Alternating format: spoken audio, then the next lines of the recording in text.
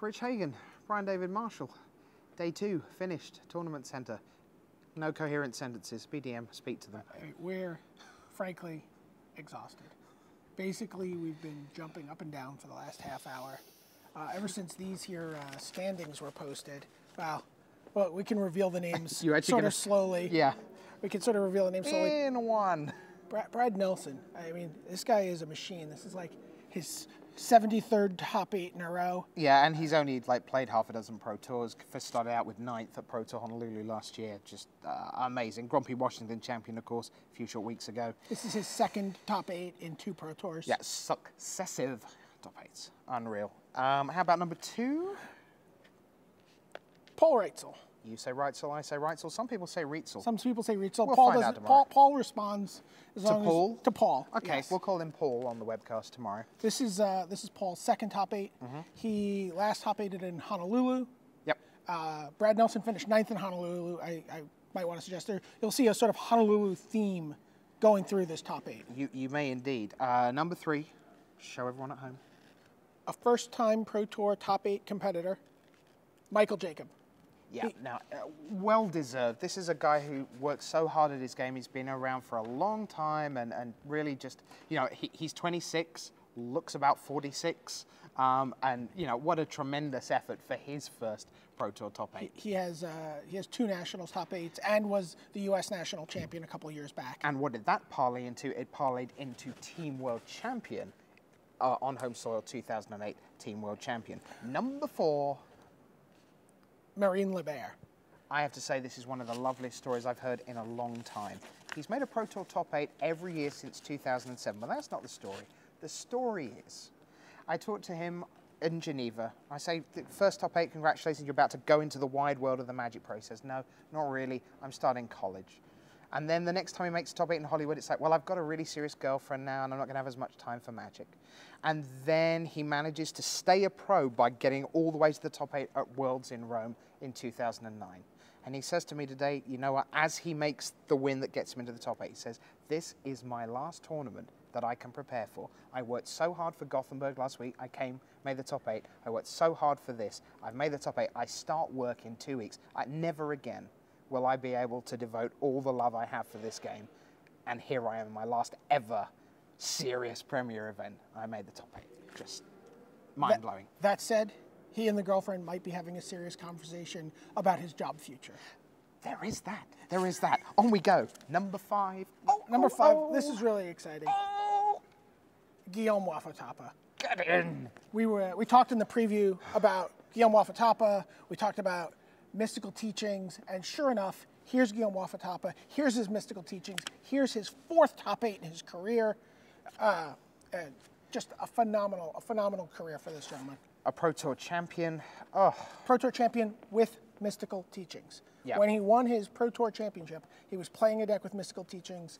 They let him play with it again for this event, and there you go. Strangely, they banned 2 other cards, Hypergenesis and Sword of the Meek, but not mystical teachings, and Guillaume Wafo-Tapa took advantage. All right, now number 6, the little Hall of Fame possible theme here. I mean, Guillaume Wafo-Tapa is also possible Hall of Fame. He became eligible this year. Someone who was already eligible and is hoping to hear his name uttered tomorrow, Brian Kibler. Yeah, well, this is the Pro Tour Austin champion. Obviously, what I love about him so much is he spans the decades. Grand Prix winner of Sendai 2010, go back to 2002, he's winning in Boston. The 6th Grand Prix in Magic history, there have been like 358 of them now, something like that. He won the 6th one ever in 1997. Just unreal. And between the semi-finals and the final tomorrow, we will be announcing who has made it into the Hall of Fame. Brian Kibler will be on tenterhooks for that one, you can be certain. On we go. Now, a name you are surely not familiar with is Thomas Ma. Thomas Ma is from Colorado. He's a good friend of Conley Woods. You may have read about him in Mike Flores' top decks, where he qualified for this Pro Tour with a Grixis deck. He is playing in his first Pro Tour. How heady must this be? Yeah, it gets better than that. We did a quick sum of the top 8, 1,275 lifetime pro points. Contribution from Thomas Ma, the 19-year-old from Wheat Ridge, Big 0. Will he sleep tonight? You know what? He seems like a really confident young guy. Like sure. When they did the announcement, he came running up in these big orange sunglasses, his tongue out, just like having a blast. I mean, he's having fun. I think he'll get a good night's sleep, and I would be actually very scared of Thomas Ma if I was any of these guys tomorrow. Okay, so we have Brad Nelson, Paul Rietzl, Michael Jacob, Marijn Lybaert, Guillaume Wafo-Tapa, Brian Kibler, 6 names you know. Thomas Ma, you don't know yet until we tell you about him. One more. Go on then. All right, this is already a very impressive top 8, but that is, I mean, honestly, not why we were jumping around. I mean, we cheered very loudly. We cheered very loudly for Brad Nelson. There was, loud applause for Paul Rietzl. Michael Jacob, everyone was very happy for. Marijn Lybaert, there was a big roar. And of course, when Guillaume Wafo-Tapa did his dance on the way, no, he didn't do that at all. I am actually lying about that. Guillaume Wafo-Tapa, we all countered a spell. Yeah. Oh, man. Brian Kibler, big round of applause. Thomas Ma, everyone felt really good for him. But the spontaneous dance party, that was the top 8 announcement. Just the unbelievable.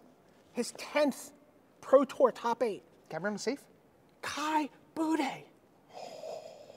Kai, it's unbelievable. Say it again. Who is it? Kai Budde of Germany in his 10th Pro Tour top 8. By the way, he doesn't lose on Sundays. Bram Snepvangers, not in this top 8. Nikolai Herzog, not in this top 8. Those are the only 2 players to ever beat him on a Sunday. Do you think any of these guys can stop him? Maybe. But, they're going to have to do it to change history. So here's what we're going to do. We're going to go to bed. You should too. Around the world, we know you're going to be with us. Do not miss a thing. It is going to be one of the most extraordinary Pro Tour Sundays in history. We cannot wait to be there with you, and we're so glad that you are going to be there with us. For Pro Tour historian Brian David Marshall, getting ready to write another chapter in the history of the game, and the Pro Tour statistician Rich Hagan crunching the numbers, I am Rich Hagan saying bye.